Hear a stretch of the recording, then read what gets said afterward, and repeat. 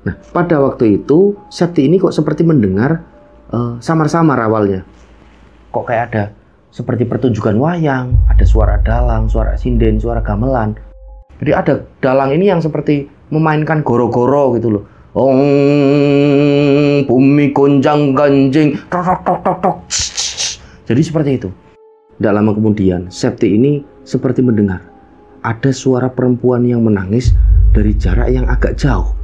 Jadi suara ini semakin mendekat, perempuan menangis itu. Yang awalnya cuma samar-samar. Ketika baru aja mau berbaring, tiba-tiba dari belakang tenda yang tadi arah suara perempuan nangis, ini berubah. Suara perempuan ini tidak nangis lagi, tapi ketawa. Ketawanya ini ketawa aneh.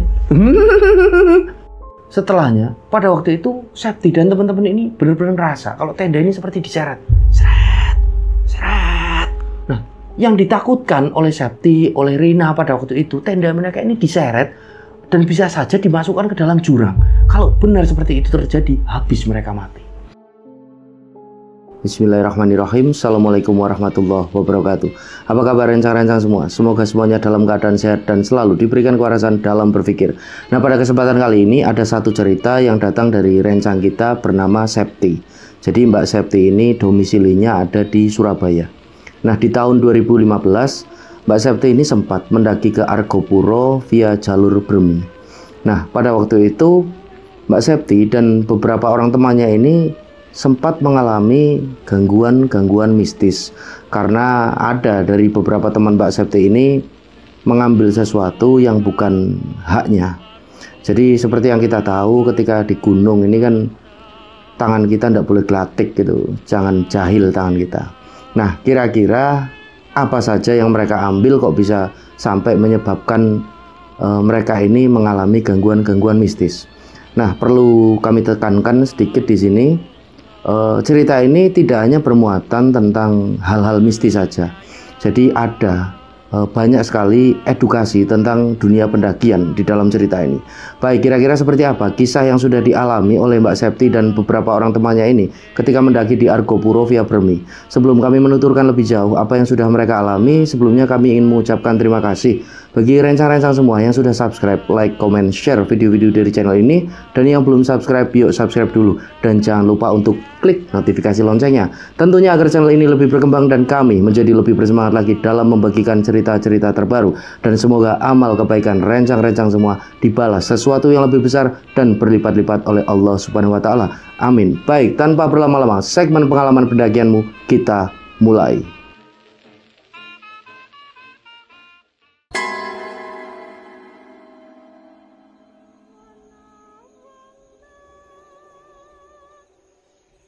Jadi kali ini ada email yang masuk dari rencang kita bernama Septi yang berdomisili di Surabaya. Nah, di tahun 2015 Septi ini mendaki ke Gunung Argopuro via Bremi. Jadi sebelum kami lebih jauh menuturkan apa yang sudah Mbak Septi ini alami dalam pendakian tersebut, sedikit kami ulas mengenai Gunung Argopuro. Karena entah kenapa Gunung Argopuro ini selalu menarik untuk dibahas gitu, untuk diperbincangkan. Yudam, Argopuro ini sangat-sangat menarik. Karena apa? Karena jalur yang ada di Argopuro ini adalah jalur terpanjang di Pulau Jawa. Ini kira-kira 40 km perjalanan yang harus kita lalui biar sampai di puncak. Dan di puncaknya ada 3 puncak, kalau tidak salah 3 puncak ya. Ada puncak Argopuro, terus puncak Rengganis, dan satunya ini puncak Hyang ya. Puncak Hyang. Jadi memang selalu menarik kalau kita bicara tentang Argopuro. Nah, jadi pada waktu itu di tahun 2015 awalnya Mbak Septi ini kan mau mendaki ke sana itu diajak oleh satu temannya, yang bernama Afif. Jadi Mbak Septi sama Afif ini adalah teman yang sangat akrab. Kalau istilah Surabayanan itu konco plek gitu. Jadi teman yang benar-benar seperti tidak bisa dipisahin gitu. Nah, Mbak Septi ini pun langsung setuju dengan ajakan si Afif untuk mendaki ke Argopuro via Bremi. Karena memang kebetulan Septi ini belum pernah ke Argopuro gitu loh pada waktu itu. Dan Afif juga belum pernah.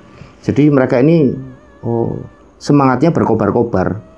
Nah, akhirnya singkat cerita ini si Septi izin sama pacarnya pada waktu itu yang namanya Dion. Nah, dia ini bilang, yang aku kok diajak sama si Afif untuk naik ke Argopuro lewat jalur Bermi. Nah, si Dion ini cuma menjawab, yo terserah kamu aja, alangkah lebih baiknya ya kamu pamit sama bapak, sama ibu, kalau orang tuamu mengizinkan yo monggo silahkan aja, aku kan cuma pacarmu. Nah, sampai pada akhirnya si Septi pun WA langsung gitu, WA chat dengan bapaknya. Jadi di WA ini Septi bilang, Pak, aku mau izin untuk mendaki ke Argopuro, diajak sama Apip. Karena kebetulan orang tua dari Septi, khususnya si bapaknya ini sudah sangat mengenal dengan sosok Apip. Karena Apip ini sudah sering main ke rumah Septi, jadi sering kumpul-kumpul bareng si Dion juga dari pacar si Septi ini. Pada waktu itu bapaknya ini menjawab, loh kok kamu mau ke Argopuro? Nah, Argopuro ini kan kemarin baru kebakaran. Jadi seperti yang kita tahu rencang-rencang, pada tahun 2015 itu kan musim kemarau yang cukup panjang dan banyak sekali gunung ini yang kebakaran gitu. Tidak cuma Argopuro, termasuk salah satunya Argopuro itu. Maka dari itu kan bapaknya Septi ini agak khawatir dan beliau ini menjawab, janganlah, resikonya besar karena itu baru kebakaran. Nanti aja kalau udah tidak kebakaran. Akan tetapi Septi ini agak ngeyel awalnya. Ayo toh Pak, aku diizinin. Wong aku juga ini kok sama Apip, sama 3 temenku juga, sama pacarnya Apip juga, si Rina. Bapak kan kenal. Pokoknya tidak boleh. Bapak tidak mau, itu resikonya kan besar, masih bahaya. Sampai pada akhirnya si Septi ini pun agak lemes gitu kan, kecewa. Lah yowes lah, tidak boleh sama bapak. Dia pun bilang sama si Apip, Pep, aku tidak boleh sama bapakku buat ke Argopuro, katanya baru kebakaran. Nah, Apip pun tidak memaksa, ya wis toh, tidak apa-apa, wong bapak belum ngizinin yo. Next time lah, kapan-kapan lagi kan masih bisa kita naik. Nah, Septi pun cuma mengangguk saja. Nah, singkat cerita, 2 hari kemudian Septi ini lagi santai-santai di kamarnya. Dia lagi glusar-glusur gitu loh di kasur. Gabut lah, istilah sekarang apa gabut ya Tam? Gabut gitu. Dia ini masih pegang-pegang laptop, main laptop. Nah, entah kenapa pada waktu itu dia ini buka websitenya dari Gunung Argopuro, karena memang Septi ini sebenarnya kecewa karena dia ini pengen banget ke sana. Maka dari itu dia buka websitenya Gunung Argopuro. Dibuka-buka, dia ini lihat-lihat komen-komen yang ada di sana. Nah, pada waktu itu Septi ini iseng ngisi seperti satu pamflet yang ada di Argopuro. Jadi banyak sekali komen di situ. Septi ini ngisi, aku juga 2 hari lagi mau ke sana kok. Nah, tanpa Septi sangka, komenannya dia ini mendapatkan reply, mendapatkan balasan, dan balasannya ini cukup banyak. Loh, kok sama? Ayo bareng aja. Loh, aku juga mau ke sana. Ayo bareng aja. Jadi banyak sekali balasan-balasan di komennya Septi. Akhirnya mereka pun ngobrol-ngobrol di chat tersebut di websitenya Gunung Argopuro. Jadi ternyata ada pendaki yang dari Jakarta, ada yang dari Jogja, gitu kan, bareng-bareng ini banyak sekali. Sampai akhirnya Septi ini pun menemui bapaknya pada malam itu juga. Nah, setelah makan malam, Septi ini pun bilang lagi sama bapaknya, tapi tidak ada ibunya di situ. Karena Septi tahu, kalau dia pamit terus ada ibunya, dia pasti tidak diizinin. Karena ibunya ini orangnya apa ya, bisa dibilang paranoid gitu. Maksudnya overprotective. Dia ini selain ketakutan juga dia sangat melindungi anaknya gitu. Jadi Septi ini tahu pasti tidak boleh. Akhirnya dia menemui bapaknya. Pak, Septi badhe sanjang. Septi mau bilang sesuatu. Nopo Nduk? Apa Nduk? Yuk Pak, ikut ke teras rumah. Akhirnya bapaknya ini digendeng sama Septi menuju ke teras rumah. Nah, bapaknya ini tanya, oh nopo toh? Kok ketoknya penting banget? Ada apa kok kayaknya penting sekali? Septi pun bilang, Pak ayo toh Pak, pisan wae Pak, ini sekali aja. Aku diizinin ke Argopuro Pak. Aku ternyata tidak cuma sama Apip dan teman-teman dari Surabaya kok Pak, tapi dari kota-kota lain ini banyak loh. Aku udah janjian tidak enak, ada dari Jogja, ada dari Jakarta juga. Nah, bapaknya ini agak langsung nolak gitu. Ah, bapak kan udah bilang tadi, udah tak bales chatmu itu kan kemarin-kemarin, tidak boleh. Pokoknya bapak belum boleh kalau kamu ini naik ke sana. Bapak itu takut, Duk. Resiko. Ini kan baru kebakaran.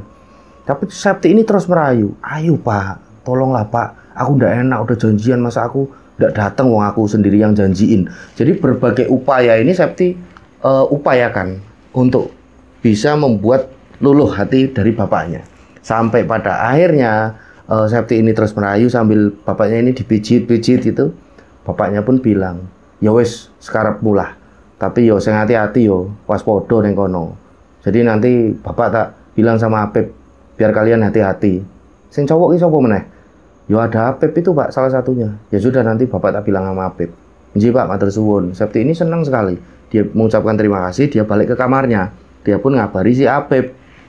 Pep, aku jadi ikut ke Argopuro nanti 2 hari lagi. Nah Apip ini balas, loh emang bapak ngizinin? Alhamdulillah ngizinin, tapi bapak katanya mau ketemu kamu dulu. Oh ya lah, enggak apa-apa. Emang mau ngapain bapakmu? Katanya mau bilang sesuatu sama kamu. Ya wes lah. Nah akhirnya di keesokan harinya Pep ini menemui bapaknya Septi. Ternyata bapaknya Septi ini mau nitip Septi gitu loh. Pokoknya di sana selain nitip juga kalian harus hati-hati, waspada. Nah sebelum pulang bapaknya Septi ini pun ngasih uang ke Apip. Loh Pak, ini buat apa? Udah buat pegangan kalian nanti kalau mendaki. Pada waktu itu dikasih berapa ratus ribu gitu kan. Nah Apip, Septi, teman-teman lain ini kan senang banget, disangoni gitu loh istilahnya. Apa disangoni yo? Iya. Disangoni itu, dikasih uang saku sama bapaknya si Septi. Nah singkat cerita, H-1 sebelum keberangkatan ke Argopuro, Septi ini kan girang banget. Dia ini langsung menuju ke salah satu minimarket yang ada di dekat lingkungannya. Dia ini belanja logistik, yang mau dibawa ini apa aja, sambil dia ini ngecek lagi peralatan gunung yang mau dibawa. Jadi Septi ini memang aktif dalam dunia pendakian, makanya dia ini punya gitu loh alat-alat gunung. Dia siapin sendiri semuanya, dari mulai sleeping bag, matras, tenda juga dia punya. Dia pun bawa tenda. Nah setelahnya dimasukin logistik dan itu ngepres gitu aja loh. Jadi logisnya ini press di carrier-nya yang besar itu berapa liter? 90 ya. Yang besar itu 90 liter ya. 90 liter itu kan carrier-nya besar. Segini Pak ya Dam? Iya. Ini segini nih, carrier segini. Punyanya si Septi berarti. Jadi kan netel gitu. Full. Nah singkat cerita di keesokan harinya si Septi, Afif, dan ketiga temennya ini pun ngumpul di rumahnya Septi. Akhirnya mereka berangkat diantar bapaknya Septi ini pakai mobil sampai di terminal. Nah sesampainya di terminal pada sekitaran jam 8 malam pada waktu itu, mereka pun langsung naik bus untuk menuju ke terminal Probolinggo. Karena mereka kan mau ke Gunung Argopuro ini via Bermi, jadi di Probolinggo kan. Nah mereka pun langsung jalan menuju ke terminal Probolinggo. Jadi seperti yang kita tahu ya, rencang-rencang kan ada 2 jalur di Argopuro, ada Bermi, ada Baderan. Sedikit untuk informasi saja, kalau Bermi ini ada di Probolinggo, kalau Baderan ini kalau tidak salah ada di situ Bondo gitu, deket-deket Besuki gitu. Nah sesampainya di terminal Probolinggo ini pada sekitaran jam 11 malam. Nah 11 malam ini mereka turun dari bus, mereka pun langsung nyari warung karena mereka ini lapar. Jadi memang banyak warung di terminal gitu kan. Mereka makan di situ. Setelah makan mereka duduk-duduk di sebelah warung. Jadi yang punya warung ini ibu-ibu bilang sama mereka, Dek, mau kemana ini? Mau ke Argopuro Bu, ke Bermi. Oh udah kemalaman. Memang iya Bu, rencananya besok kami pagi-pagi baru berangkat dari terminal. Tapi kami bingung Bu, ini mau tidur di mana? Ya enggak apa-apa, ini di sini, di sebelah warung. Jadi di sebelah warung ini seperti ada apa istilahnya ya, kayak pos ronda gitu, kayak di kampungku ini namanya peranggok. Jadi yang terbuat dari bambu gitu loh, biasa untuk nongkrong-nongkrong seperti pos ronda ataupun orang main catur yang jaga malam di kampung gitu. Nah kebetulan di situ ada. Nah akhirnya mereka mengucapkan terima kasih sama ibu pemilik warung. Ini bener Bu, enggak apa-apa di sini. Enggak apa-apa, di sini aman kok, enggak ada preman-preman di sini. Kalau ada preman nanti suami ibu lebih preman dari mereka. Jadi bercanda di situ mereka dengan pemilik warung. Nah setelah makan itu kan akhirnya mereka istirahat di situ. Nah keesokan harinya mereka bangun, ternyata pendaki yang janjian dengan si Septi ini sudah ada di terminal Probolinggo. Jadi ada yang dari Jogja, ada yang dari Jakarta gitu kan. Dan satunya ini dari kota mana ya? Aku kok lupa. Mana? Bali. Jadi dari kota Bali. Ada dari Jakarta ini 1 orang. Dari Bali ini ada 3 orang. Dan dari Jogja ini ada orang kalau tidak salah ya. 5 orang. Jadi total dengan mereka ini semuanya 15 orang. Ini kumpul jadi satu, tumplek-plek di Terminal Probolinggo. Nah, setelahnya mereka ini sarapan bareng-bareng, saling mengakrabkan diri karena mereka ini kan baru kenal melalui dunia maya, khususnya ini si Septi. Jadi mereka sarapan sambil ngobrol-ngobrol. Nah, setelah sarapan si Afif ini bilang, si Afif ini yang temannya si Septi itu kan tadi dengan dia mengajak satu pacarnya namanya Rina. Ini bilang sama si Septi, "Sep, ini mau langsung berangkat apa gimana?" "Yuk langsung aja. Ini kan kalau dari terminal Probolinggo sampai Bremi ini cuma 2 kali berangkat kalau tidak salah." Jadi Septi ini sudah nyari informasi dulu. Jadi dia tahu, oh mosok dah. Nah akhirnya Afif ini pun cari informasi dan ternyata benar. Kalau dari terminal Probolinggo sampai di Bremi ini cuma 2 kali berangkat angkutannya. Sampai pada akhirnya mereka cari angkutan untuk ke sana. Berangkatlah mereka ber-15. Sesampainya di wilayah Bremi, area Bremi ini mereka langsung menuju ke kantor polisi. Jadi kalau lewat Bremi ini perizinannya, kalau tidak lewat kantor polisi, satunya ini lewat rumah warga gitu ya, Dam. Ya, pas kamu ke Argopuro itu ya, kamu lihat Bremi juga, rumah warga. Tapi kali ini mereka semua ber-15 ini memutuskan untuk melalui kantor polisi saja. Jadi entah kenapa pada waktu itu mungkin lebih aman mungkin ya. Jadi mereka ke sana izin di pos polisi tersebut. Nah setelahnya mereka mulai jalan dari pos polisi tersebut.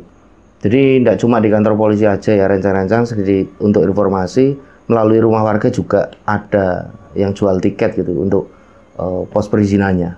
Nah sebelum memulai pendakian mereka ini sempat mampir dulu buat makan siang karena pada waktu itu udah masuk siang. Mereka mampir ke salah satu warung karena kebetulan di warung ini jualnya menunya itu ayam goreng sama ayam bumbu Bali. Nah pada waktu itu ada beberapa yang pesan ayam goreng, ada yang pesan beberapa ini ayam bumbu Bali. Nah pada waktu itu si Septi ini pesannya ayam bumbu Bali. Jadi mereka ini semua makan gitu, rame-rame di situ kan asik sambil ngobrol-ngobrol kan. Nah setelah makan udah hampir habis porsinya si Septi ini ngerasa kayak ada yang aneh gitu, kayak ada yang nyelip di giginya. Dia pun kan berusaha untuk ngambil, ini apa tau yang nyelip kok nggak enak banget rasanya, di orik-orik gitu loh. Ternyata setelah dapat dia lihat, dia ini kaget, ternyata yang nyelip ini adalah belatung. Nah Septi ini kaget tuh, kok ada belatung. Jadi Septi ini langsung mual-mual. Nah dikorek-korek ini nasinya, ternyata belatung ini banyak sekali. Di nasinya, di ayam bumbu Balinya. Dia ini langsung lari ke toilet, berusaha mau muntah gitu loh. Udah hampir muntah sekali, sampai di toilet, di wastafelnya ini dia langsung muntah banyak sekali. Nah, jadi makanan yang udah masuk ini kan keluar semua. Nah, pacar dari Afif, si Rina ini mengambil si Septi ke toilet, dipijit-pijit sambil ditanya, "Kamu itu kenapa? Kok muntah-muntah banyak sekali?" Nah, Septi ini cuma sambil dia terus muntah. Nah setelah agak tenangan si Rina ini ngasih air putih sama Septi. Septi ini minum. "Kamu ini kenapa kok bisa muntah-muntah gitu?" "Itu ada belatung di nasiku, di ayamku, tolong liatin. Kok ada belatung?" "Ah masa tak ada belatung?" "Beneran ada belatung." Akhirnya Rina ini jalan ke depan. Setelah dicek ternyata tidak ada apa-apa di piringnya Septi ini. Jadi piringnya ya biasa, nasi, ada kuahnya, terus ada ayam bumbu Balinya ini yang masih sisa. Diliatin, benar-benar diliatin sama teman-teman lain juga karena mereka semua kaget, tidak ada belatung sama sekali. Akhirnya Rina ini balik ke arah Septi lagi, "Tidak ada belatung kok, masa tidak ada? Beneran, ayo kamu ikut." Akhirnya si Septi ikut Rina, memang tidak ada. Septi ini loh, kok tidak ada belatung? Tadi ini banyak banget Rin. Nah logikanya rencang-rencang, yang pesen ayam bumbu Bali ini kan tidak cuma si Septi. Jadi ada beberapa teman lain juga yang pesen. Ketika dicek juga tidak ada gitu loh, tidak ada belatung di makanan mereka. Jadi pada waktu itu Septi ini mulai merasa ada kejanggalan. Ini ada apa yuk? Kok seperti ada yang janggal, ada yang aneh, seperti ada yang mau ganggu aku. Akan tetapi si Afif ini bilang, "Ya udah Sep, mungkin kamu kecapean, semalam kan kita semua tidur cuma di terminal, jadi agak halu mungkin kamu. Aku juga ya bisa aja mengalami hal seperti itu karena kecapean. Udah nggak usah dipikirin," kata Afif. Nah si Septi pun mengangguk pelan aja. "Iya ya Beb, udahlah, nggak tak aku pikirin, udah tak ambil positifnya aja." Nah setelah makan mereka pun membayar dan mengucapkan terima kasih sambil si Septi ini mengucapkan kata maaf gitu. Dia minta maaf sama yang punya warung, Bu. Maaf ya Bu, tadi aku sempat heboh gitu. Sempat nggak tahu kenapa Bu lah, pemilik warung ini pun memaafkan. Udah Mbak, nggak apa-apa Mbak. Mbaknya kan kecapean mungkin itu bawa tas yang gede-gede. Ji Bu, matur suwun. JJ sami-sami. Setelahnya mereka semua ber-15 mulai jalan untuk memulai pendakian mereka pada hari itu. Jadi setelah dari warung tadi, mereka ini kan mulai pendakian mereka. Jadi awal perjalanan mereka ini melewati seperti kebun-kebun warga, ladang-ladang warga, yang dimana mereka lihat pada waktu itu kebun-kebun warga ini ditanami seperti tanaman kopi, ada pula jagung. Nah, mereka ini seneng banget di awal-awal pendakian itu. Mereka ini jalan terus sampai pada akhirnya mereka ini bertemu dengan satu gapura. Gapura ini bertuliskan selamat datang Taman Hidup, selamat datang di Taman Hidup. Jadi menandakan ini batas ini, tapel wates pendakian mereka benar-benar akan dimulai itu. Nah, mereka pun masuk. Setelahnya mereka juga masih melihat ladang-ladang warga. Jadi belum terlalu rapat gitu hutan, vegetasinya ini masih terbuka. Nah, mereka jalan cukup lama sampai pada akhirnya mereka ini tiba di salah satu kawasan, di mana kawasan ini berisi dengan pohon-pohon damar. Jadi pohon-pohon damar ini besar-besar, tinggi-tinggi. Jadi pohon damar itu seperti kalau kita kikis kulit dari pohon tersebut itu akan mengeluarkan getah gitu loh. Jadi maka dari itu lokasi yang ada di situ dinamakan hutan damar karena berisi tadi pohon-pohon damar ini yang besar-besar sekali. Jadi sesampainya di hutan damar tersebut, mereka ini mengambil jalur yang kanan. Mereka ini masuk kanan, dan tidak begitu lama mereka mulai masuk ke dalam hutan. Hutan di mana vegetasinya ini sudah mulai rapat. Jadi pohonnya ini tinggi-tinggi dan nampak gelap di situ. Seperti yang kita tahu kan, Argopuro ini masih sangat liar, masih sangat asri. Jadi di kiri kanan itu vegetasinya rapat. Nah, trek ini mulai nanjak dan terdapat gundukan-gundukan gitu loh, seperti medan-medan yang terjal. Nah, tidak jarang pula mereka ini mendengar seperti ada suara-suara. Jadi suara seperti hewan-hewan liar, seperti babi hutan gitu kan. Terus tidak jarang juga mereka ini ketemu dengan tapak-tapak kaki seperti kancil, rusa. Nah, seperti yang kita tahu lah, pokoknya di Argopuro ini kalau beruntung kita juga akan menemui tapak-tapak macan, terus burung merak yang kadang melintas. Kalau tidak lihat meraknya ya kita biasanya menemukan rontokan dari bulu-bulu merak tersebut. Jadi benar-benar Argopuro ini masih sangat asri gitu kan. Nah, mereka ini jalan terus. Nah, setelah mereka ini jalan cukup lama, hujan ini mulai turun. Sampai pada akhirnya kan mereka berhenti untuk memakai jas hujan. Nah, setelahnya mereka lanjut jalan. Singkat cerita, pada sekitaran jam 5 sore, kabut ini sudah turun dengan cukup tebal. Mereka ini sampai di satu lokasi yang dinamakan Danau Taman Hidup. Jadi Danau Taman Hidup ini memang tujuan dari banyak orang ya kalau ke Argopuro untuk melihat danau tersebut. Karena nampak memang Danau Taman Hidup ini sangat indah, cantik sekali. Kalau di Argopuro ini punya Danau Taman Hidup, kalau di Gunung Semeru punya Ranukumbolo ya. Jadi punya destinasinya sendiri-sendiri gitu. Nah, kalau kita membaca sejarah, sedikit untuk informasi ya, rencang-rencang, di Gunung Argopuro, tepatnya di Danau Taman Hidup ini, ada sejarah mengenai sosok Dewi Rengganis yang hilang di lokasi tersebut bersama dayang-dayangnya. Nah, mitos yang berkembang sampai hari ini, kalau ada orang ataupun pendaki ini yang mengusik, tidak jarang orang atau pendaki itu disesatkan oleh sosok Dewi Rengganis. Nah, ada pula mitos yang berkembang kalau kita ini berisik di sana, pokoknya mengganggu, mengusik, tiba-tiba kabut tebal ini akan turun dan menyelimuti orang yang mengganggu tersebut dan bisa hilang secara tiba-tiba. Itu mitos yang berkembang. Jadi seperti kalau di Gunung Salak ini ada apa itu? Yang dinamakan halimun ya. Jadi halimun ini kabut tebal gitu. Kalau di Salak ini ada mitos seperti itu dan tidak jarang pula yang mengiyakan gitu loh, seperti mengamini hal-hal tersebut. Berlepas dari itu, wallahu alam. Nah, setelahnya beberapa dari mereka ini ada yang mulai masak mie di lokasi tersebut. Terus yang cewek-cewek ini pada mandi di Danau Taman Hidup. Separuh yang cowok ini pada mendirikan tenda, ada yang masak mie juga. Jadi kalau di Danau Taman Hidup ini memang tidak ada larangan resmi gitu ya untuk mandi di danau. Tapi kalau di Semeru ada larangan resmi. Jadi tidak boleh di Ranukumbolo ini kita mandi, kita cuci apa gitu, mengotori, pokoknya tidak boleh. Tapi kalau di Argopuro ini tidak ada larangan resmi. Jadi yang cewek-cewek ini langsung pada mandi gitu loh. Mereka ini bercanda-bercanda. Nah setelahnya mereka ini mentas turun dari danau menuju ke tenda. Karena tenda ini udah nampak berdiri. Mie instan juga mateng gitu kan. Nah mereka ini makan, ngobrol-ngobrol, sembari bercanda di situ.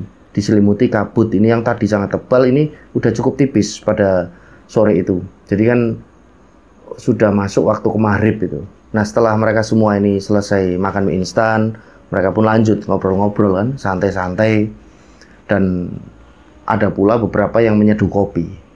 Jadi sampai pada sekitaran jam 10, si Apep ini bilang sama teman-teman lain, teman-teman ini gimana kalau kita istirahat dulu, masuk ke tenda lah, karena perjalanan kita kan masih panjang banget besok, masih jauh.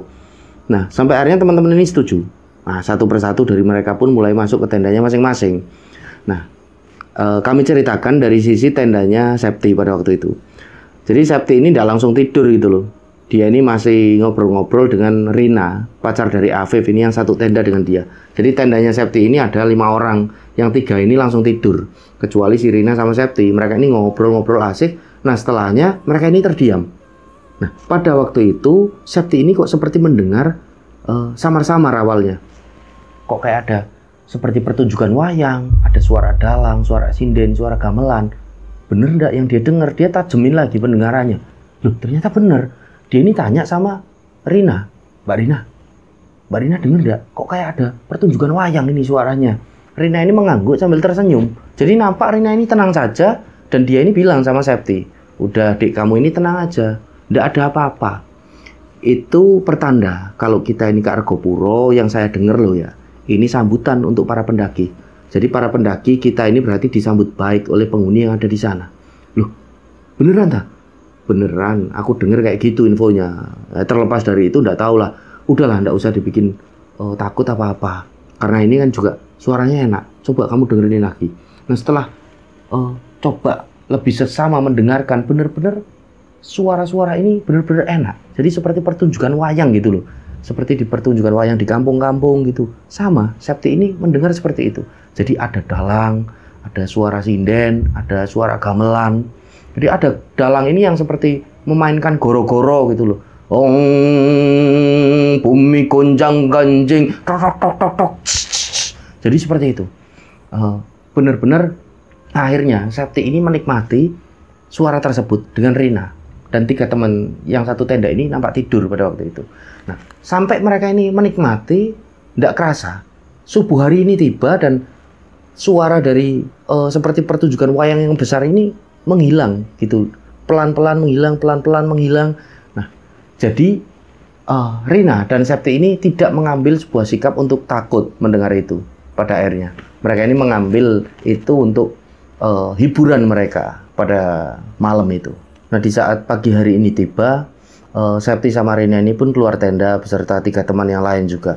Jadi ternyata di luar ini teman-teman sudah mulai masak gitu untuk sarapan. Nah akhirnya mereka gabungan bantuin mereka ini masak bareng-bareng. Mereka masaknya mie instan lagi pada waktu itu. Jadi biar cepat menurut mereka, dipakein telur. Nah setelahnya mereka ini makan bareng-bareng. Jadi setelah makan, mereka pun membersihkan peralatan masak mereka, peralatan makan, tenda juga mereka kemasi. Sebelum mereka melanjutkan perjalanan, mereka ini sempat foto-foto di Danau Taman Hidup. Jadi spot fotonya ini benar-benar indah ya di Danau Taman Hidup. Selain danaunya dikelilingi oleh rawa-rawa, di situ juga ada satu jembatan kecil panjang ini yang terbuat menggunakan papan-papan kayu. Sampai di ujungnya ini ada satu bangunan seperti pendopo, seperti pendopo kecil yang dibangun juga menggunakan papan kayu. Jadi benar-benar cantik sekali untuk foto-foto. Nah, setelah foto-foto ini selesai, mereka semua pun melanjutkan perjalanan untuk menuju ke pos Cemoro Limo. Mereka ini jalan. Jadi sebelum sampai di pos Cemoro Limo, mereka ini sempat ketemu dengan satu hutan yang dinamakan hutan lumut. Nah, hutan lumut ini kenapa dinamakan hutan lumut? Karena di situ berisi pohon-pohon yang sangat besar dan ditumbuhi lumut-lumut ini yang sangat tebal. Jadi karena saking besarnya pohon-pohon yang ada di sana, lumut-lumut ini kan jadi tumbuh dengan tebal gitu, merembeti, menjalar di pohon-pohon itu. Karena matahari ini tidak bisa masuk ke hutan itu. Bisa masuk akan tetapi sedikit gitu loh. Karena pohonnya ini benar-benar besar. Jadi kondisinya ini sangat lembab pada waktu itu. Nah, akhirnya mereka ini jalan dan dengan kondisi yang senyap. Jadi di hutan lumut ini sangat senyap, sangat sepi sekali suasananya. Mereka ini jalan dan diam-diaman. Jadi entah pada waktu itu kenapa Septi ini akhirnya merasa kok agak merinding aku di sini ketika melewati hutan lumut. Nah, akhirnya Septi ini jalan aja. Nah, tidak begitu lama, tiba-tiba seperti ada yang membisikkan sesuatu di telinganya Septi. Di telinga kanannya Septi ini ada yang membisikkan. Jadi seperti menyapa Septi. Hei. Septi ini kan jalan sambil, loh, suara apa itu? Agak takut dia, akan tetapi berusaha dia tepis ketakutan itu. Berusaha dia ini, enggak ada apa-apa. Dia ini jalan lagi. Dan seperti ada sapaan lagi di telinga kanannya. Hei. Nah, Septi ini benar-benar akhirnya yakin betul kalau itu adalah entah suara apa yang membisiki dia. Jadi suaranya ini seperti suara perempuan tua gitu loh. Nah, Septi ini pun diem aja. Dia enggak bilang sama teman-teman lain. Dia agak cepat jalannya. Dia bilang juga tapi sama teman-teman lain ini, jalannya agak cepat.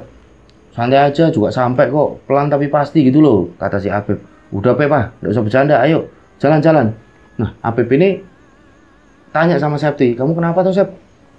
Lagi main sama gimana? Tanya si Apip kan. Nggak, udah pokoknya jalan aja. Karena Apip pada waktu itu kan agak curiga dengan Septi. Ini Septi kok tiba-tiba agak takut gitu. Nah, akhirnya mereka ini jalan terus sampai pada titik mereka ini sudah melewati hutan lumut, udah naik gitu. Nah, ketika sampai di titik lokasi itu, Afif pun menginstruksikan kepada teman-teman yang lain, udah kita istirahat dulu di sini, kita minum.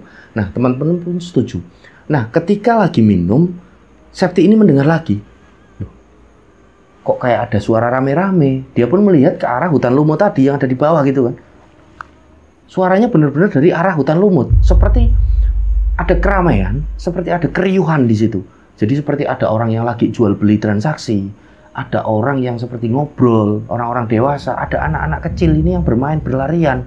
Di Septi ini benar-benar merinding, tengkuknya pada waktu itu bulu kuduknya berdiri semua. Dia ini minum sambil bengong, sampai airnya ini pada netes semua gitu loh. Nah, diceluk sama si Apip, dipanggil sambil dicolek ini. Sep, kenapa kamu? Oh, enggak ada apa-apa Pip. Kenapa? Kok kayak bengong gitu? Enggak ada apa-apa aku kok. Nah, setelahnya Septi ini minum lagi, dia ini duduk di situ sambil agak ketakutan. Tapi dia ini cuma diem aja, dibatin aja, nggak bilang sama teman-teman yang lain. Dia ini coba dengerin lagi, bener-bener semakin jelas suara itu. Jadi seperti ada pemukiman mungkin ya di situ. Jadi bener-bener ramai, bener-bener riuh. Nah, setelahnya si Afif ini pun tanya sama teman-temannya, gimana? Udah cukup istirahatnya, kita lanjut jalan? Oke, cukup. Dijawab kan sama teman-temannya, dan mereka pun melanjutkan perjalanan. Nah, singkat cerita, mereka pun sampai di pos Cemoro Limo. Jadi di pos Cemoro Limo ini adalah lokasi dengan tanah yang cukup landai. Jadi bisa didirikan beberapa tenda di situ. Akan tapi mereka ini tidak mendirikan tenda di situ gitu loh. Mereka ini cuma menyempatkan diri untuk istirahat. Mereka sempat bikin kopi, masak mie untuk makan siang. Nah, di situ mereka ngobrol-ngobrol, bercanda. Dan si Apip ini tanya sama teman-teman yang lain. Teman-teman, pokoknya kita nanti mendirikan tenda setelah ini ya. Ini ada satu lokasi lagi kalau tidak salah. Aku baca-baca soalnya di Google gitu. Ada lokasi yang tidak tahu apa namanya. Pokoknya tanahnya juga landai dan agak luas untuk mendirikan tenda. Nah, teman-teman pun setuju. Setelah selesai mereka ini istirahat, mereka makan, mereka ngopi, jalan lagi mereka. Nah, sampai pada akhirnya mereka tiba di satu lokasi yang tadi Afif ini bilang. Jadi ada tanah yang cukup landai agak luas. Nah, disitulah mereka memutuskan untuk mendirikan tenda. Karena sesampainya di sana, hari ini sudah mulai gelap. Dan kabut ini sudah mulai turun dengan tipis pada sore itu. Nah, akhirnya mereka pun mendirikan tenda pada sekitaran jam 5:30. Udah surup, udah waktu-waktu menjelang maghrib. Mereka ini bau-membau lah mendirikan tenda di situ. Nah, di malam itu, di lokasi itu, setelah tenda ini semua berdiri, semua sudah rapi, mereka mulai mengeluarkan logistik, mereka pun masak untuk mereka makan malam sebelum mereka ini tidur gitu kan. Mereka kan belum makan nasi, jadi mereka ini menanak nasi, mereka bikin lauk. Pada malam itu mereka ini bikin tumis kangkung dan menggoreng sarden pada malam itu. Nah setelahnya mereka ini makan. Nah di sela-sela mereka lagi makan, pada sekitaran jam 7:30-an, ada 2 cewek dari rombongan itu yang tiba-tiba pengen pipis gitu, minta dianterin kencing. Nah akhirnya satu di antara mereka yang cowok ini pun mengiyakan akan mengantar mereka, ayo tak antar. Nah akhirnya mereka jalan. Jadi rencananya cowok ini mau ngantar 2 cewek ini kencing di luar dari lingkaran tenda yang mereka dirikan gitu loh, agak jauh. Nah sebelum mereka keluar dari lingkaran tenda mereka, entah kenapa pada waktu itu satu cowok ini tiba-tiba menghentikan langkah 2 cewek ini. Stop, ditarik tangannya. Loh ada apa? Udah kencingnya nanti aja. Loh kenapa? Aku kebelet kok, pengen pipis aku. Udah nanti aja, nurut aku, nanti bareng-bareng aja. Entah pada waktu itu apa yang dilihat ataupun dirasakan oleh pendaki cowok itu tidak menjelaskan gitu loh. Sama Mbak Septi juga menjelaskan. Akhirnya 2 cewek ini kan nurut karena melihat satu cowok ini kok kayak takut. Akhirnya mereka kan ikut takut, balik lagi mereka ke tenda, tidak jadi kencing gitu kan. Sampai akhirnya ditanya sama si Septi, udah kencingnya? Belum, ini tidak tahu kenapa kok tidak mau nganterin. Nah, nampak yang tadi cowok ini duduk aja melanjutkan makannya, wajahnya ini agak pucat. Jadi entah pada waktu itu melihat apa. Nah akhirnya 2 cewek tadi ini kan bilang sama Septi, sama Rina gitu kan, ayo aku dianterin kencing lah, kencing cewek-cewek ini bareng-bareng, udah ada apa-apa lah. Akhirnya Septi pun nurut, yowes ayo tak anterin. Septi, Rina, kedua cewek ini pun jalan menuju ke luar dari lingkaran tenda mereka. Mereka ini menuju satu pohon, disitulah mereka ini mulai kencing. Jadi entah pada waktu itu apa yang dilihat oleh cowok tadi ya. Jadi tidak tahu itu Mbak Septi. Nah, ketika kencing selesai, mereka balik ke tenda, ini tidak ada apa-apa, padahal tidak ada kejadian apa-apa. Nah setelahnya pada sekitaran jam 9 malam mereka pun memutuskan untuk langsung istirahat, masuk ke tenda masing-masing dan tidur. Karena perjalanan ini kan akan besok dilanjutkan lagi, langsung menuju puncak gitu. Jadi lokasi yang mereka tempati untuk mendirikan tenda ini memang tidak begitu jauh untuk ke puncak gitu kan. Nah, akhirnya mereka masuk ke tenda masing-masing, memutuskan untuk tidur istirahat. Nah singkat cerita, pagi ini tiba. Mereka ini semuanya terbangun, mereka pun bikin sarapan. Nah setelah sarapan, Afif ini menginstruksikan kepada teman-temannya, siap ini puncak. Teman-teman menjawab, siap, semangat ya, semangat.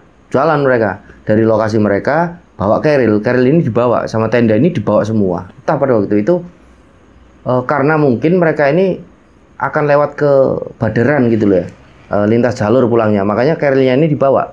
Nah mereka ini jalan sampai pada akhirnya tibalah mereka ini di satu titik lokasi di mana ini ada batu ini yang besar-besar gitu. Nah akhirnya keril mereka tinggal di situ, di satu titik itu, dengan harapan perjalanan mereka ini lebih ringan gitu. Jadi kan kalau bawa keril ini kan membebani mereka. Nah akhirnya ditaruh semua keril, barang mereka di situ. Setelahnya mereka pun jalan menuju ke puncak ini bareng-bareng summit. Jadi benar-benar bahagia sekali pada waktu itu. Septi ini khususnya sangat-sangat bahagia. Jadi wah alhamdulillah aku bisa sampai di Argopuro. Nah akhirnya mereka ini sampai di puncak. Dan ketika sampai di puncak mereka ini sampai 3 puncak, mereka ini lewati semua gitu loh. Mereka mampir ke 3 puncak. Seperti yang kita tahu kan di Argopuro ada 3 puncak dan letaknya ini posisi dari puncak itu dekat-dekat, tidak berjauhan. Jadi ada puncak Argopuro, puncak Hyang dan puncak Rengganis. Mereka ini foto-foto di puncak-puncak itu semuanya sampai di puncak yang terakhir juga, puncak Rengganis gitu. Nah, setelah puas foto-foto, mereka menikmati keindahan dari puncak Gunung Argopuro. Yang awalnya Septi ini tidak menyangka aku kok bisa yo sampai di puncak Argopuro. Ini jalur terpanjang di Pulau Jawa, di tanah Jawa. Jadi benar-benar bangga sekali Septi pada waktu itu. Teman-teman lain juga nampak wajahnya ini sumringah sekali. Nah Septi juga udah agak lupa dengan kejadian yang seperti aneh-aneh gitu loh yang menimpa dia. Jadi udah tidak dia pikirin sama sekali. Nah setelah dari puncak mereka pun memutuskan untuk langsung turun. Jadi ketika turun mereka mampir di titik lokasi tadi. Mereka ini naruh keril ya, naruh barang-barang mereka di batu besar tadi. Nah di situ Afif bilang sama teman-temannya, udah istirahat dulu di sini, kita minum dulu. Nah mereka istirahat minum sambil ngobrol. Nah ternyata betul. Jadi mereka ini sepakat memang akan lintas jalur gitu loh. Mereka kan naik via Bermi. Nah ini turun ternyata memang mau lewat Baderan. Maka dari itu kan barang ini dibawa semua. Setelah diyakinkan lagi oleh Afif, benar ini kita mau turun lewat Baderan. Nah teman-teman pun mengangguk semua, semangat yo lewat Baderan, ayo semangat. Nah setelahnya mereka ini jalan, melanjutkan perjalanan untuk turun. Jadi naik mereka via Bermi, turun via Baderan. Jadi mereka lintas jalur pada waktu itu. Nah dari lokasi mereka ini jalan tadi di batu yang besar itu, mereka ber-15 ini akan menuju ke Cikasur. Jadi kan via Baderan gitu. Mereka akan menuju ke Cikasur, mereka ini jalan. Nah sebelum sampai di Cikasur, mereka kan ketemu dengan Cisentor. Nah mereka ini udah ketemu gelap gitu loh. Nah di Cisentor akhirnya mereka kan, yowis lah kita mendirikan tenda di sini. Lanjut besok perjalanan kita ke Cikasurnya. Nah, semuanya pun setuju setelah Afif menginstruksikan seperti itu. Nah setelah mereka sampai di Cisentor, mereka ini melihat ada satu bangunan. Jadi satu bangunan ini seperti pos kampleng apa ya? Ada seperti pos kampleng yang dibangun menggunakan papan-papan kayu. Jadi tidak kecil, tidak besar, jadi sedang gitu kan. Nah, Afif ini sempat bilang sama teman-temannya, itu bangunan kira-kira bisa buat tidur nggak? Nah, teman-teman ini seletuk, ya bisa lah, wong kelihatannya gede kok. Ya udah lihat aja dulu. Nah setelah dilihat memang agak luas gitu untuk mereka tidur. Akan tetapi Afif menginstruksikan, udah kita tetap bikin tenda aja di sini, jaga-jagalah barangkali nanti tidak betah tidur di dalam situ. Tenda tetap didirikan karena kita kan juga ber-15. Yowes lah. Nah setelahnya mereka ini mendirikan tenda. Nah di sela-sela mereka mendirikan tenda ada pula yang ke sumber air. Jadi di Cisentor ini memang ada sumber air. Jadi mereka ini mengisi air lagi. Jadi benar-benar Argopuro ini panjang banget ya, Tam. Iya. Berhari-hari itu ya. Berhari-hari 40 km. 40 km. Nah, akhirnya pada malam itu ada dari beberapa mereka ini yang tidur di dalam tenda, ada pula yang berada di satu bangunan tadi yang seperti pos kampleng. Nah, malam itu mereka pun masak lagi. Jadi benar-benar logistik yang dibawa ini harus banyak loh ya, rencang-rencang kalau Argopuro. Jadi harus di list. Hari ini bawanya apa untuk makan hari ini, hari kedua makan ini. Jadi benar-benar dipres loh ya.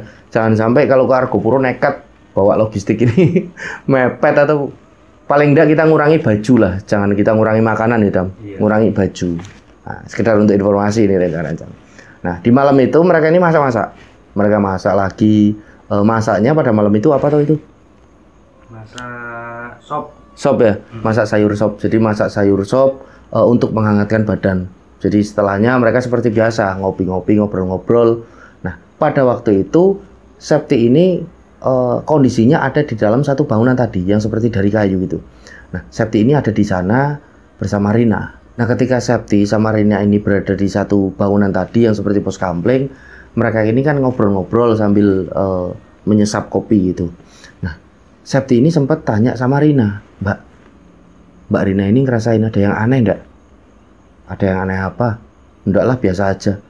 Enggak gitu Mbak, aku kok dari tadi ngerasain kayak ada yang ngawasin aku gitu loh.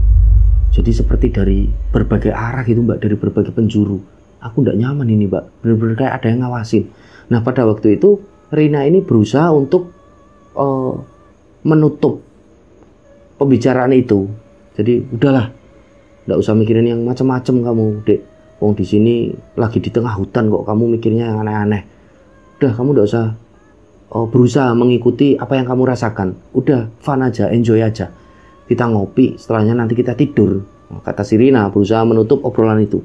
Akan tetapi Septi ini lagi-lagi bilang sama Rina, enggak Mbak, bener-bener aku kok ngerasain ada yang ngawasin gitu loh dari berbagai arah. Aku enggak nyaman Mbak. Nah akhirnya Rina ini pun bilang sama Septi, ya wes kalau udah nyaman masuk ke tenda aja, yuk. Gimana? Nah mereka pun setuju. Ya wes lah, jalanlah mereka dari bangunan pos kamling ini menuju ke dalam tenda. Jadi tendanya si Rina ini kan sama si Septi ada 5 orang. Jadi 3 orang teman ceweknya ini udah di dalam tenda. Mereka ini nampak masih ngobrol-ngobrol di situ. Nah, akhirnya mereka berdua, si Rina sama Septi ini kan masuk ke dalam tenda. Nah, mereka pun langsung masuk ke sleeping bag, memutuskan untuk tidur. Nah, pada waktu itu Rina ini langsung bisa tidur gitu loh. Nah, akan tetapi Septi ini belum bisa tidur. Akhirnya dia kan mendengarkan musik dari handphonenya. Dia berusaha mendengarkan musik dari handphonenya untuk menuju tidur. Nah, akan tetapi kan dia boring juga, bosen. Aduh, sendirian aja. Awalnya ketika mereka ini berdua baru masuk tenda, masih terdengar obrolan-obrolan dari teman-teman lain gitu loh, dari tenda lain. Nah, lama-kelamaan didengerin lagi dengan sesama oleh si Septi, kok mulai udah ndak ada suara-suara itu. Nah, Septi pun berasumsi, oh mungkin teman-teman udah semuanya masuk tenda dan tidur. Nah, akhirnya Septi ini pun berusaha untuk tidur. Akan tetapi benar-benar ndak bisa. Nah, sampai pada akhirnya masuk ke jam 12:30 dini hari. Nah, Septi ini belum bisa tidur, dia pun iseng gitu loh, manggilin teman-temannya. Hoi, udah pada tidur belum? Sebelah, kopi, ganti, tidur. Jadi iseng dia ini, seperti teriak-teriak gitu. Nah, akan tetapi tidak ada sahutan dari teman-temannya. Jadi benar-benar sepi, senyap pada waktu itu. Tidak lama kemudian, Septi ini seperti mendengar ada suara perempuan yang menangis dari jarak yang agak jauh. Awalnya ini samar-samar Septi mendengar, dia ini belum yakin. Nah, dia pun berusaha untuk menajamkan pendengarannya kan. Bener enggak yang dia dengar? Loh kok bener? Jadi suara ini semakin mendekat, perempuan menangis itu. Yang awalnya cuma samar-samar. Nah, Septi ini kan mulai ketakutan. Loh, ini kok bener perempuan menangis? Jadi semakin dekat kan semakin keras suara tangisan perempuan itu. Pada waktu itu Septi benar-benar Arya gemeteran. Dia ini merinding hebat. Ketakutan dia. Dia melihat teman-teman semua ini tidur. Nah, sampai akhirnya suara perempuan menangis ini benar-benar tepat. Seperti berada di belakang tendanya. Jadi suaranya ini semakin keras tangisannya. Wah, Septi ini cuma nunduk aja. Gini, sambil berselimutkan sleeping bag gitu. Dia ini tidak tahu harus ngapain. Keringat dingin ini mulai keluar semua dari sekujur tubuhnya. Nah, dia ini mau bangunin teman-temannya seperti tidak bisa gitu loh. Karena saking takutnya dia. Nah, setelahnya Rina ini mentepuk si Septi. Septi ini kata, "Wah, Rin, kamu kok bangun, Rin? Kamu dengar nggak?" Jadi Septi ini tanya, "Rin, kamu dengar nggak? Kamu dengar?" Rina ini seperti ngasih kode sama Septi. Shh, shh. Jadi pada waktu itu Rina ini juga dengar suara tangisan perempuan itu. Nah, setelah mereka agak berdiskusi kecil itu antara dengar dan enggak, ternyata mereka berdua dengar. Nah, teman-teman yang tiga ini tidur, tidak bangun. Setelahnya suara tangis perempuan ini seperti hilang. Nah, akhirnya kan si Rina ini ngajak si Septi, udah tidur lagi aja, ayo tidur lagi. Nah, Septi ini nurut. Ketika baru aja mau berbaring, tiba-tiba dari belakang tenda yang tadi arah suara perempuan nangis, ini berubah. Suara perempuan ini tidak nangis lagi, tapi ketawa. Ketawanya ini ketawa aneh. Jadi ketawa, bener-bener ketawa. Nah, mereka pun ketakutan lagi berdua. Nah, Septi ini sempat genggam tangannya Rina ini kencang banget. Jadi Rina pun ketakutan pada waktu itu. Terdengar lagi suara itu. Suara tawa yang aneh dari sosok perempuan itu. Dari belakang tenda. Nah, akhirnya mau tidak mau mereka ini pun berusaha untuk gimana ini caranya biar rasa takutnya ini ditepis. Karena mereka ini tidak bisa untuk berteriak, mereka ini tidak bisa untuk minta tolong. Jadi kalau istilah Jawanya ini ketenggengan gitu loh. Ketenggengan ini cuma bisanya diem sampai mereka ini nangis karena saking takutnya. Mereka ini cuma di dalam sleeping bag berusaha menepis ketakutannya gitu loh. Sampai mereka ini nangis, bener-bener nangis di dalam tenda. Nah, kejadian perempuan nangis dan perempuan ini ketawa aneh ini tidak berselang lama, ini berlalu. Nah, akhirnya si Septi ini bilang sama Rina, "Mbak, udah tidur aja yuk, udah tidur aja." Nah, mereka ini berusaha tidur. Nah, ketika mereka baru aja mau memejamkan mata, mereka ini seperti melihat ada bayangan. Jadi bayangan ini seperti sosok yang entah itu siluman atau apa, besar sekali di atas tenda mereka. Dengan jari-jarinya ini yang panjang dan kukunya ini runcing. Jadi kelihatan dari bayangan di atas tenda. Karena tenda mereka ini kan ada senternya. Jadi kain tenda ini kan seperti yang kita tahu, tipis gitu kan. Jadi kelihatan bayangan ini. Nah, mereka ini pun menutup mulutnya biar tidak berteriak gitu. Nah, setelahnya sosok yang seperti siluman ini seperti menjatuhkan tubuhnya ke atas tenda dari mereka. buak. Jadi tenda ini seperti kejatuhan sesuatu yang sangat keras. Nah, bisa rencang-rencang bayangin. Jadi tenda ini kan ukurannya cukup besar. Nah, tangan dari sosok tersebut yang entah apa seperti meluk tenda. Jadi bisa dibayangkan seberapa besar sosok itu. Nah, mereka berdua yang tadinya udah agak tenang ini, akhirnya kan nangis lagi. Mereka diam aja, ketenggangan lagi, nggak bisa ngapa-ngapain. Nah, setelah dari itu, tenda ini seperti digoyang-goyangin gitu loh. Jadi benar-benar kerasa pada waktu itu. Brok, brok, brok, brok di dalam tenda. Sampai 3 teman dari Rina dan Septi yang tadinya ini tidur sangat pulas, ini bangun. Bangun ini mereka, loh lah ini apa? Jadi akhirnya berusaha ditengangin kan sama Rina sama Septi. Udah. Jadi tenda ini seperti digerak-gerakin gitu, digoyang-goyangin. Mereka ini berlima benar-benar ketakutan menutup mulutnya ini. Saking ketakutannya mereka. Nah, setelahnya pada waktu itu Septi dan teman-teman ini benar-benar ngerasa kalau tenda ini seperti diseret.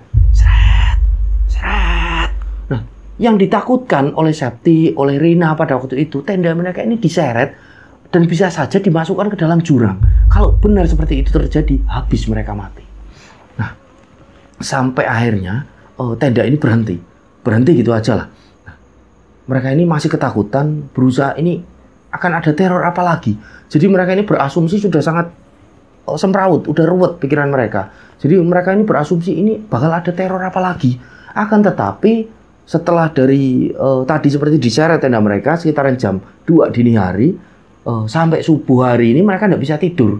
Jadi benar-benar seperti takut dan menunggu kalau ada kejadian apa lagi. Itu kan mereka bisa membahayakan diri mereka. Nah, mereka ini nggak bisa tidur dari jam 2 dini hari sampai subuh hari. Tapi di dalam tenda berlima ini mereka cuma diem aja. Jadi benar-benar senyap pada waktu itu. Nah, setelah subuh hari tiba dan pada sekitaran 5:30 matahari ini kan sudah mulai bersinar. Jadi udah mulai ada sinar, baru mereka ini berani keluar tenda. Nah, awalnya ini Rina sama Septi. Mereka keluar tenda melihat ke sekitar. Ini teman-teman juga ada beberapa yang sudah bangun. Nah, mereka keluar tenda. Berlima ini ngecek tenda mereka. Ternyata benar. Jadi ada bekas kayak tanah ini yang keseret gitu loh oleh tenda mereka. Dan ternyata pasak dari tenda mereka. Jadi seperti yang kita tahu, tenda ini kan selalu dipasak gitu. Biar enggak kena angin nanti bisa kawur gitu, bisa terbang, melayang. Tenda ini semuanya lepas. Pasaknya ini lepas semuanya. Jadi berarti betul pada malam tadi mereka ini tendanya diseret oleh sesuatu, oleh entah energi apa atau sosok apa. Jadi mereka benar-benar yakin kalau mereka ini pada malam itu mengalami gangguan. Nah, Septi dan si Rina ini akan tetapi tidak bilang sama 3 temannya kalau mereka ini mendengar ada suara perempuan menangis, ada suara perempuan yang ketawa aneh. Jadi diem aja mereka berdua. Nah, setelahnya Rina, Septi, dan 3 teman ceweknya ini pun gabung dengan teman-teman lain. Di situ yang sudah mulai ngeluarin logistik gitu. Udah mau masak buat sarapan. Nah, setelah sarapan ini matang, mereka ini makan sarapan. Setelahnya mereka kemas-kemas. Mereka jalan lagi untuk menuju ke Cikasur pada pagi itu. Nah, jalanlah mereka. Dan cukup lama mereka ini jalan. Dan mereka ini bertemu dengan kawasan hutan ini yang sangat lebat. Jadi pada waktu itu menurut penuturan Septi ini, yang jalan paling depan ini yang rombongan dari Jogja, cowok, entah pada waktu itu namanya siapa, Mbak Septi juga lupa. Ini seperti ngasih kode ke teman-teman yang ada di belakang semua. Jadi jalan ini kan memanjang gitu, ngasih kode, stop, berhenti dulu. Jadi teman-teman ini berhenti. Nah, setelahnya dia ini membungkuk seperti memungut sesuatu. Akan tetapi entah pada waktu itu apa gitu loh. Nah, setelahnya ngode lagi, ayo lanjut jalan. Nah, mereka ini jalan lagi. Sampai pada akhirnya Afif ini bilang sama teman-teman yang lain, ini kok sepertinya kita dari tadi kok muter-muter aja nggak karuan yo. Apa kita tersesat? Nah, akhirnya mereka ini berhenti. Dan setelah diamati benar-benar pada waktu itu hutan ini kok kayak hutan yang senyap banget gitu loh. Jadi akhirnya setelah mereka ini seperti berunding, mereka ini yakin betul saat itu mereka kesasar gitu. Mereka ini tersesat. Akhirnya si Afif ini pun bilang, ya sudah, nggak usah panik dulu, kita istirahat dulu di sini, kita minum air, kita berpikir dengan jernih, gimana caranya kita cari cara agar bisa pulang, agar kita ini bisa dapetin jalan keluar. Nah, belum lama mereka duduk di lokasi itu. untuk menenangkan diri, untuk berusaha nyari jalan keluarnya ini kemana gitu kan. Tiba-tiba satu pendaki yang dari Jogja, yang tadi jalan sebagai navigator, sebagai leader, jalan paling depan dan sempat nyetop mereka semua, tiba-tiba mendengar satu bisikan di telinganya. Iki alasku, tanganmu ojo glate. Jadi ini hutanku, tanganmu jangan jahil. Nah, akhirnya satu pendaki yang dari Jogja itu cowok kan seperti ketakutan gitu kan, wajahnya pucat. Nah, Septi melihat gelagat yang tidak biasa dari cowok itu kan. Akhirnya ditanya, bro, ada apa bro? Jadi cowok ini masih cuma diem aja. Sampai pada akhirnya si Septi ini buka suara di situ.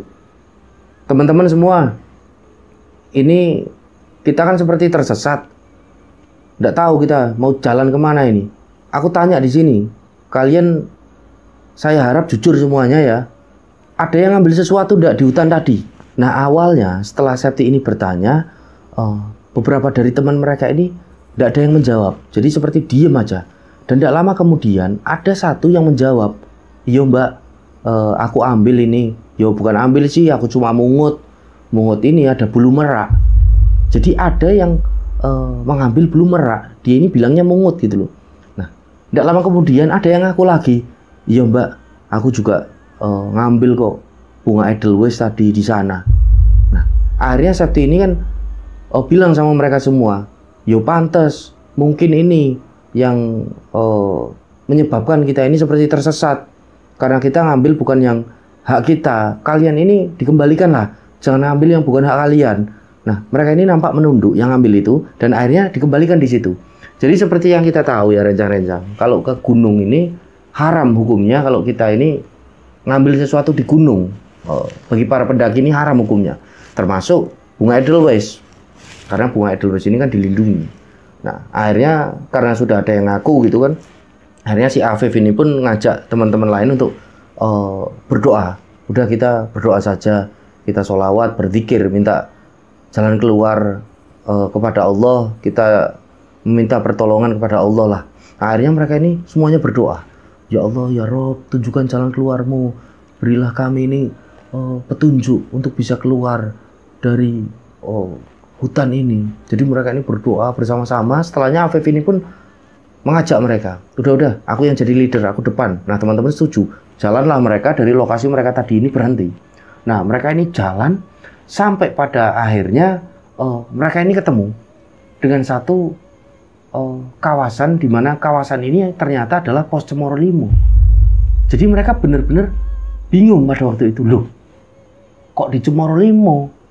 Jadi mereka benar-benar bingung. Yang awalnya mereka ini jalan mau menuju ke Cikasur, karena mereka turun ini kan lewat Baderan. Nah ini kok di Cemoro Limo lagi.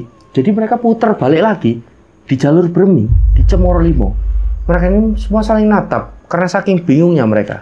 Nah mereka semua ini sadar kalau mereka ini udah putar balik lagi sampai di jalur awal mereka berangkat di Bermi.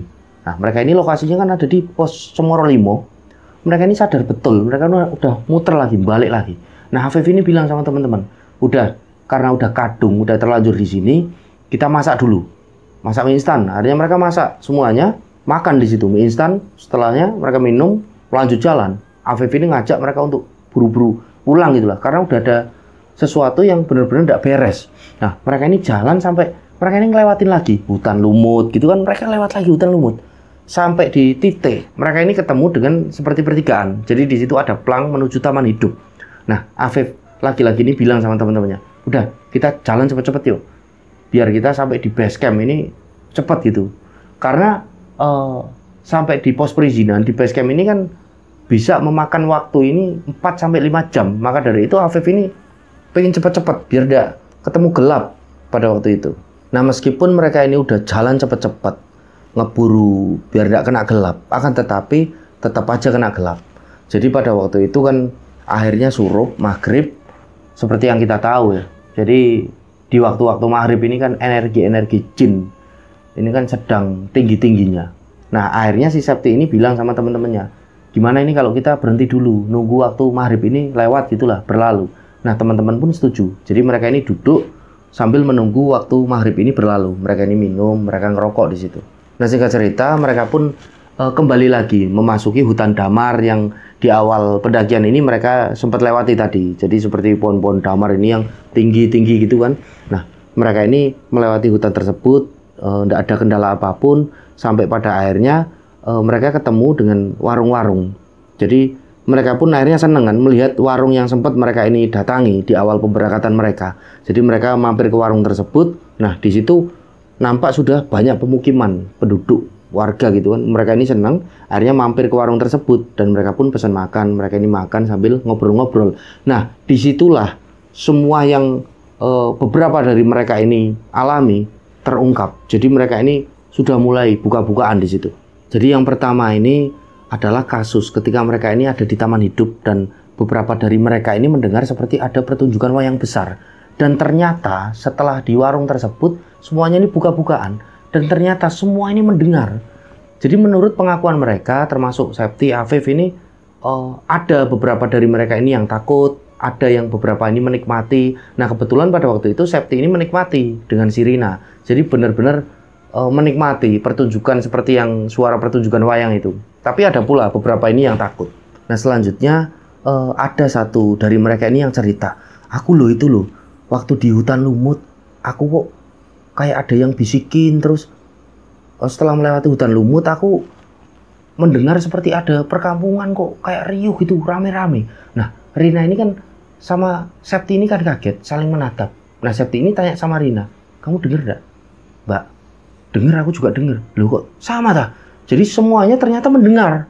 Ada perkampungan, seperti perkampungan, suara-suara riuh. Jadi tidak cuma Septi yang dengar. Akan tetapi ketika di sana, jadi mereka ini kan diem aja. Tidak ada yang berani ngomong. Nah, disitulah ini terbuka juga. Perkampungan, riuh, anak-anak kecil yang seperti berlarian, ada transaksi jual beli. Jadi seperti pasar, seperti perkampungan. Semua dari mereka ini mendengar. Nah, selanjutnya, ketika ada di Cisentor, ketika ada satu sosok yang besar gitu, yang seperti memeluk tenda. Nah, Rina ini baru ngaku, aku itu di sana yo, kakiku seperti ditarik gitu loh, mau ditarik keluar tenda. Nah, Septi ini kan tanya, loh masa tak mbak? Kok aku ndak lihat? Lu lihat gimana? Mau tenda ini goyang-goyang gitu kok, kayak mau mabur-mabur, kayak mau terbang. Yo aku ndak bilang, aku cuma diem aja, aku nangis. Bener tak mbak? Bener. Ini coba lihat. Nah, setelah dilihat, jadi di kaki Rina ini seperti ada memang tangan ini yang besar. Jadi seperti bekas gitu loh, narik kakinya Rina. Ini apa kalau bukan itu? Jadi tangan ini jari-jarinya panjang-panjang. Nah, sempat agak luka sedikit kaki dari si Rina itu. Loh, kok kamu ndak bilang mbak? Tanya si Septi kan. Aku takut pokoknya, aku ndak berani bilang pada waktu itu. Kamu juga takut kok. Nah, jadi semuanya ini terbuka di warung itu. Jadi giliran yang cowok-cowok ini cerita. Nah, mereka pun mengalami beberapa kejadian mistis. Jadi seperti dibisikin-bisikin dan mereka juga ngedengar ada seperti suara perkampungan riuh. Lalu mereka ini juga mendengar seperti ada suara pertunjukan wayang besar. Jadi benar-benar pendakian Mbak Septi dan teman-teman ini adalah pendakian yang sangat mistis ya bagi kami. Karena dari kisah yang dituturkan oleh Mbak Septi ini, kita ini bisa mengambil hikmah dan pelajaran ya tentunya. Jadi di gunung dimanapun ini kita tidak boleh ngambil sesuatu yang bukan milik kita, bukan hak kita. Apalagi di gunung ini ya, etika ini kan perlu kita jaga benar-benar. Jangan tinggalkan apapun kecuali jejak, dan jangan bawa apapun kecuali sampah, dan jangan mengambil apapun kecuali gambar. Jadi edukasi ringan sebenarnya seperti itu, akan tetapi kadang karena kita manusia, kita ini melupakan. Jadi tidak henti-hentinya kami beberapa teman lain juga selalu mengingatkan ya kepada teman-teman agar selalu menjaga lingkungan, apalagi para pendaki ini yang ngakunya pecinta alam ini. Gimana ini ninggal sampah ini di gunung kan beberapa kali Yodam. Ini jadi bukan kami sok bersih atau apa, kami memang suka kebersihan. Jadi yang lebih horor dari mitos-mitos pendakian ganjil, pendakian apa itu, mens itu, yang lebih horor ini pendaki yang nyampah. Ini bagi kami lebih horor.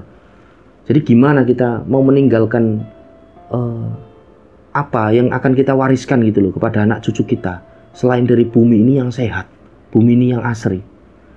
Jadi bukan harta gitu yang akan kita tinggalkan Yodam yo, tapi bumi, oksigen kita ini biar benar-benar udara kita bersih itu loh untuk anak cucu kita ke depannya. Nah, seperti kasus yang tadi Mbak Septi dan teman-teman ini alami, seperti ada yang mungut, bilangnya mungut padahal ngambil dari rontokan bulu merak, terus bunga edelweiss. Jangan ngambil lah sesuatu yang bukan hak kita, apalagi bunga edelweiss. Haram hukumnya bagi para pendaki ini ngambil. Cukup kita ini menikmati saja. Ya. Jadi seperti yang kita tahu, bunga edelweiss ini kan dilindungi. Jadi cukuplah kita minimal menjadi penikmat kalau tidak bisa untuk melestarikan alam gitu. Nah, ada lagi beberapa istilah yang seperti, ayo jangan mesum di gunung, nanti kalian bisa kayak gini kayak gini. Logikanya ini tidak cuma di gunung gitu loh. Yuk kita tidak boleh mesum dimanapun tempat kita berada gitu. Itu terus, ayo kita jaga kebersihan kalau di gunung. Ya logikanya tidak cuma di gunung, dimanapun kita ini harus menjaga kebersihan. Logikanya gini loh. Kalau saya menganggap orang yang tidak suka kebersihan ini mental. Jadi ketika mereka mentalnya kumuh, ya mereka akan kumuh. Jadi kalau mental mereka memang bersih, mau ditempatin dimanapun, di gunung, di laut, dimanapun mereka akan bersih orangnya. Jadi itu perihal mental. Ayo bersama-sama kita benahilah, jaga bumi kita, rawat bersama-sama agar tetap lestari. Dan terima kasih buat Mbak Septi dan teman-teman ini yang sudah mengirimkan cerita ini kepada kami. Jadi pendakian yang sangat luar biasa dan berisi edukasi yang sangat bermanfaat bagi para teman-teman pendaki atau rencang-rencang semua yang menonton video ini. Baik, kira-kira seperti itu yang bisa kami tuturkan. Kami ini mohon maaf apabila salah dalam penempatan plot cerita, dan saya pribadi tentunya memohon maaf apabila masih banyak salah kata dalam penyampaian. Saya Sukmarga pamit undur diri, sampai berjumpa pada cerita-cerita selanjutnya. Wassalamualaikum warahmatullahi wabarakatuh. Salam lestari, salam rimba.